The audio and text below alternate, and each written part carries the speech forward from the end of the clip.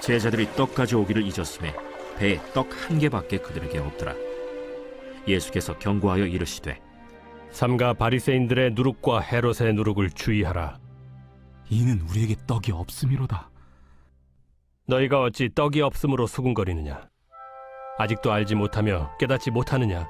너희 마음이 둔하냐? 너희가 눈이 있어도 보지 못하며 귀가 있어도 듣지 못하느냐? 또 기억하지 못하느냐? 내가 떡 5개를 5,000명에게 떼어줄 때 조각 몇 바구니를 거두었더냐? 12이니이다. 또 7개를 4,000명에게 떼어줄 때 조각 몇 광주리를 거두었더냐? 7이니이다. 아직도 깨닫지 못하느냐? 벳세다의 이름에 사람들이 맹인 한 사람을 데리고 예수께 나와 손대시기를 구하거늘 예수께서 맹인의 손을 붙잡으시고 마을 밖으로 데리고 나가사 눈에 침을 뱉으시며 그에게 안수하시고 무엇이 보이느냐? 사람들이 보이나이다. 나무 같은 것들이 걸어가는 것을 보나이다. 이에 그 눈에 다시 안수하심에 그가 주목하여 보더니 나아서 모든 것을 밝히 보는지라. 예수께서 그 사람을 집으로 보내시며 마을에는 들어가지 말라 하시니라. 여러분 반갑습니다. 오늘도 큐티로 여는 기막힌 하루입니다. 본 말씀 마가복음 8장 14절부터 26절의 말씀입니다. 자, 오늘 말씀에서 예수님은 그의 12제자들에게 부지런히 주님의 교훈을 가르쳐 주십니다. 오늘 우리도 이 말씀을 통해 주님이 우리에게 주시는 교훈을 깨닫는 은혜가 있기를 소망합니다. 자, 먼저 오늘 14절의 말씀을 보니까 제자들이 떡 가져오기를 잊었음에 배에 떡 한 개밖에 그들에게 없더라 그랬습니다. 여러분, 지금 이들이 그들이 타고 있던 배에 떡이 하나밖에 없다는 사실을 알게 되었다고 합니다. 여러분, 그러면 이들이 그것을 보면서 무슨 생각을 했을까요? 자, 이들은 앞서서 떡 5개로 5,000명을 먹이시고 또 떡 7개로 4,000명을 먹이시는 예수님의 기적을 생생하게 목격했습니다.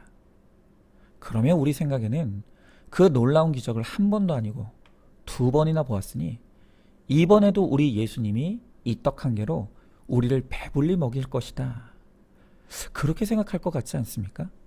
근데 여러분, 그게 아니었습니다. 이 제자들이 그 남은 떡 한 개를 보는 순간 생각했던 것은 바로 큰일 났네 였습니다. 순식간에 염려가 찾아왔다는 것입니다. 여러분, 예수님은 제자들의 마음에 찾아온 이 염려를 아셨습니다. 그래서 14절에 예수께서 경고하여 이르시되 삼가 바리새인들의 누룩과 헤롯의 누룩을 주의하라 하십니다. 여러분, 여기 이 누룩은 눈에 보이지도 않는 작은 곰팡이 균을 의미합니다. 그런데 이 작은 누룩을 밀가루 반죽에 넣으면 순식간에 발효가 되면서 부풀어 올라 빵이 됩니다. 또한 이 누룩을 쌀과 함께 넣으면 이것도 발효시켜서 술로 만들어 버립니다. 누룩은 정말 작은 것이지만 이것이 어딘가에 들어가면 순식간에 그 전체를 지배하는 속성이 있는 것입니다. 그래서 다시 말하면 누룩은 곧 영향력이라고 할 수 있습니다. 그런데 예수님은 오늘 이 누룩을 그냥 누룩이라고 말씀하지 않으시고 바리새인의 누룩이고 헤롯의 누룩이라고 말씀하십니다. 여러분, 그러면 이 누룩은 좋은 영향력이겠습니까? 나쁜 영향력이겠습니까? 그렇죠. 나쁘고 부정적인 영향력을 경고하시는 것입니다. 여러분, 지금 우리가 대통령 선거를 앞두고 있습니다. 그런데 이 대통령 선거에 왜 이렇게 온 나라가 들썩거리고 있습니까? 대통령은 5천만 국민 중에 한 명입니다. 그러나 그 한 사람의 영향력은 5천만 전체에 미치기 때문인 것이죠. 그래서 우리가 어떤 사람을 대통령으로 뽑느냐에 따라 온 나라에 선한 영향력이 퍼질 수도 있고 또 나쁜 영향력이 퍼질 수도 있는 것입니다. 그래서 우리는 정말 하나님의 분별력을 구하면서 선한 영향력을 발휘할 이 좋은 누룩과 같은 대통령을 심사숙고하여 뽑아야 합니다. 여러분, 사단은 오늘도 이 세상에 나쁜 영향력을 행사하는 우리의 원수입니다.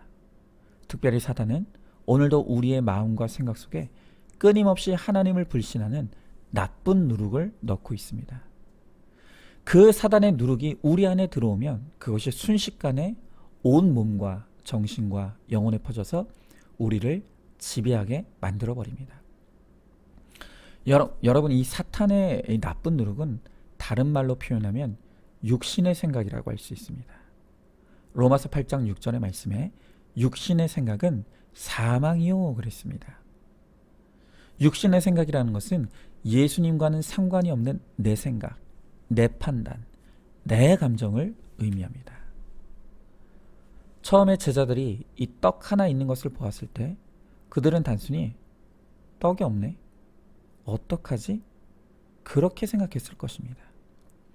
그런데 이렇게 한 번 시작된 이 육신의 생각이 꼬리에 꼬리를 물고 커져가더니 급기야 나중에는 이제 우리는 다 굶어 죽을 거야. 우리는 다 끝났어. 하는 이 사망의 생각으로 결국에 가더라는 것입니다. 여러분, 내가 지금 어떤 문제와 고난을 만나느냐는 사실 그렇게 중요한 게 아닙니다. 그 문제 앞에서 내 생각이 중요합니다. 그 문제와 사건 앞에서 사단의 누룩이 내 안에 들어와 내 육신의 생각을 하게 되면 바로 그 생각이 우리를 죽음과 멸망으로 이끌어 간다는 것을 알아야 합니다. 한번 질문해 보시죠. 문제와 사건보다 중요한 것이 바로 내 생각이라는 것을 알고 있습니까? 지금 내 머릿속에서 점점 커져가는 것은 육신의 생각입니까? 아니면 영의 생각입니까? 바리새인과 헤롯의 불신, 염려, 근심, 걱정의 누룩이 온 몸과 마음과 생각에 퍼져 있지는 않습니까? 자, 예수님은 이 제자들의 마음과 생각에 온통 바리새인과 헤롯의 나쁜 누룩이 퍼져 있다는 것을 아셨습니다. 그래서 예수님은 이 문제를 해결하기 위해 먼저 이들의 생각을 꾸짖으십니다. 16절부터 18절의 말씀에 보니까 제자들을 향해 알지 못하고 깨달지 못하며 마음이 둔하다며 꾸짖으십니다. 또한 보지 못하고 듣지 못하고 기억하지 못하는 것을 꾸짖으십니다. 여러분, 지금 나를 지배하고 있는 이 생각들과 마음들이 문제와 사건 때문이 아니라 사실은 내가 믿음이 없기 때문이라는 것을 알아야 합니다. 그리고 오늘 우리도 이 불신으로부터 비롯된 악하고 부정적인 이 육신의 생각들을 단호하게 꾸짖을 수 있어야 합니다. 우리를 끊임없이 사망으로 인도하는 그 육신의 생각은 결코 하나님께로부터 온 것이 아니라는 것을 알고 우리는 이 생각들을 꾸짖어야 되는 것입니다. 자, 그리고 그렇게 내 생각이 악하다는 것을 깨달았다면 그 다음에 해야 될 일이 바로 육신의 생각이 아닌 영의 생각을 하는 것입니다. 다시 로마서 8장 6절의 말씀에 보니까 육신의 생각은 사망이요 영의 생각은 생명과 평안이니라 그랬습니다. 자, 여러분, 영의 생각은 무엇입니까? 간단합니다. 예수님을 기억하는 것이 바로 영의 생각입니다. 지금 예수님께서 바리새인과 헤롯의 누룩이 퍼져 죽었다, 끝났다, 소망이 없다, 염려하고 근심하고 있는 그들을 향해 요구하고 있는 것이 무엇입니까? 예수님이 하신 일을 기억하라는 것입니다. 오늘 19절 20절의 말씀에서 예수님은 떡 5개를 가지고 5,000명을 먹이며 떡 7개로 4,000명을 먹였던 바로 그 예수님을 기억하라고 말씀하시는 것입니다. 여러분, 큐티는 다른 것이 아니라 거룩하신 예수님 앞에 서는 시간입니다. 큐티를 통해 말씀을 펴면 그때부터 예수님의 음성이 들리게 됩니다. 나의 죄를 꾸짖으시는 예수님의 음성, 나를 위로하시는 예수님의 음성, 또 나를 사랑하신다고 말씀하시는 사랑의 예수님의 음성을 듣게 됩니다. 그렇게 말씀을 통해 예수님을 만나고 예수님을 기억하게 될 때 비로소 그때 내 안에 슬프고 천한 생각은 물러가고 생명과 평안이 찾아오게 되는 것입니다. 여러분, 문제가 왔을 때 문제를 묵상하면 안 됩니다. 바로 그때부터 사탄의 누룩이 퍼져 사망에 이르게 됩니다. 그러나 문제 앞에서 말씀을 펴고 말씀을 묵상하면 예수님의 선한 영향력이 우리를 붙들어 주어서 구원과 생명에 이르게 됩니다. 여러분, 그래서 믿음의 실력이라는 것은 다른 것이 아닙니다. 문제가 왔을 때 말씀을 덮는 사람은 신앙생활을 몇 년을 했건 또 직분이 뭐든 간에 그는 믿음의 실력이 없는 사람입니다.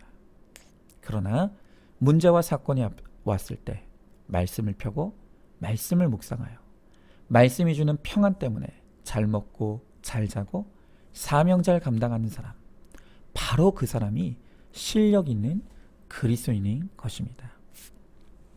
여러분, 제가 비록 목사지만 저도 여전히 문제가 오고 사건이 올 때마다 순식간에 육신의 생각에 사로잡히고 제 마음과 생각이 무너져 내릴 때가 한두 번이 아닙니다.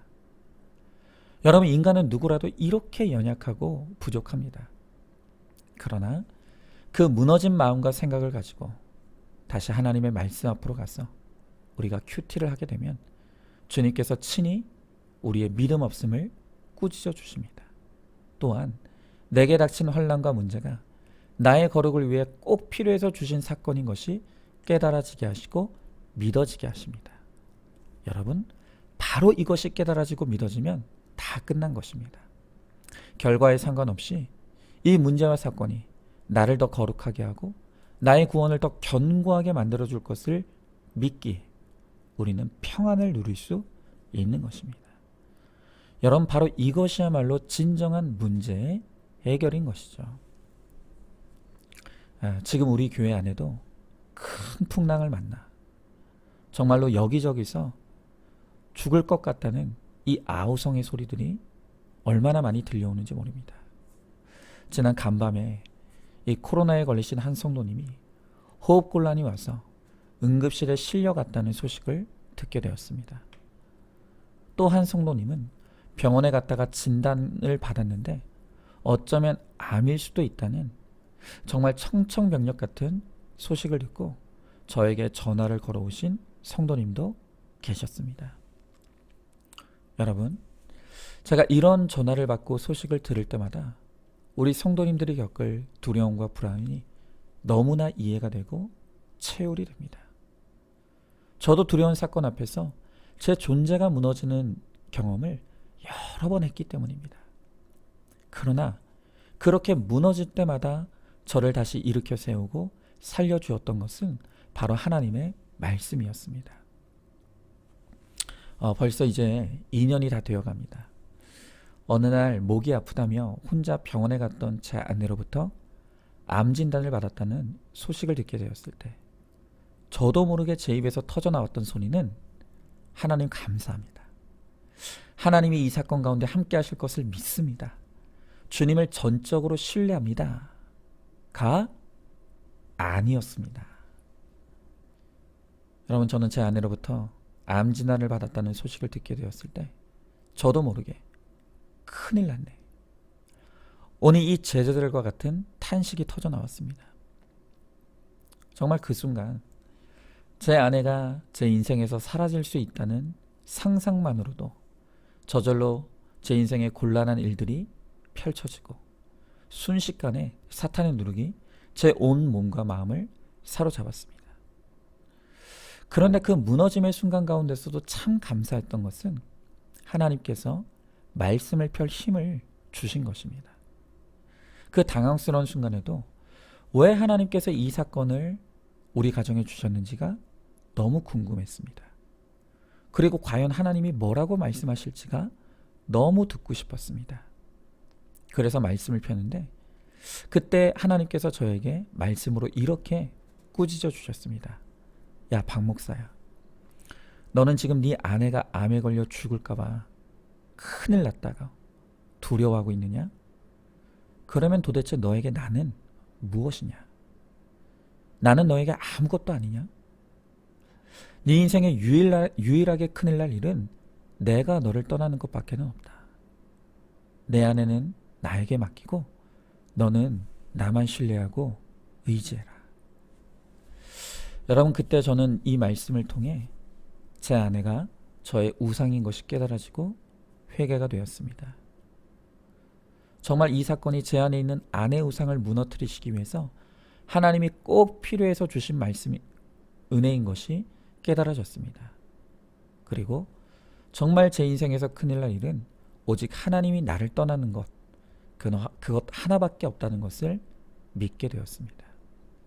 그래서 그날부로 하나님께 제 아내의 생사를 맡길 수 있게 되었고 또 평안을 누릴 수 있게 되었습니다. 육신의 생각은 사망이지만 영의 생각은 평안과 생명이라고 했습니다.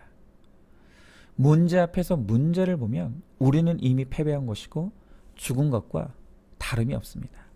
그러나 문제 앞에서 말씀을 펴면 문제보다 크신 하나님이 나와 함께 하시는 것이 믿어지고 깨달아지게 될 것입니다. 바로 그것이 진정한 문제의 해결입니다. 자, 한번 질문해 봅니다. 지금 내게 닥친 문제와 사건 앞에서 큐티책을 덮고 있습니까? 아니면 큐티책을 펴고 있습니까? 내가 큐티할 때 하나님이 나에게 찾아오시고 말씀해 주실 것을 확실히 믿고 있습니까? 내가 죽을 것 같은 문제와 사건 가운데 말씀으로 살아난 간증이 있습니까? 그것을 다른 사람들에게도 꼭 나누어 주시기를 바랍니다. 자, 오늘도 2월 23일 보석상자입니다. 생명의 역사가 있는 곳에 성령의 역사가 있는 곳에 생명이 있습니다. 사랑하지 못하기에 늘 두려워하며 형벌의 삶을 살 수밖에 없습니다. 때마다 말씀을 전하며 예수 안에서는 죽는 것도 아름다운 것은 천국의 소망이 있기 때문입니다. 아멘. 우리 함께 기도하겠습니다. 하나님, 우리가 여기까지 살 수 있고 또 많은 것을 누릴 수 있었던 것은 오로지 하나님이 나를 사랑하시고 하나님이 베푸신 그 놀라운 은혜가 있었기 때문임을 우리가 압니다.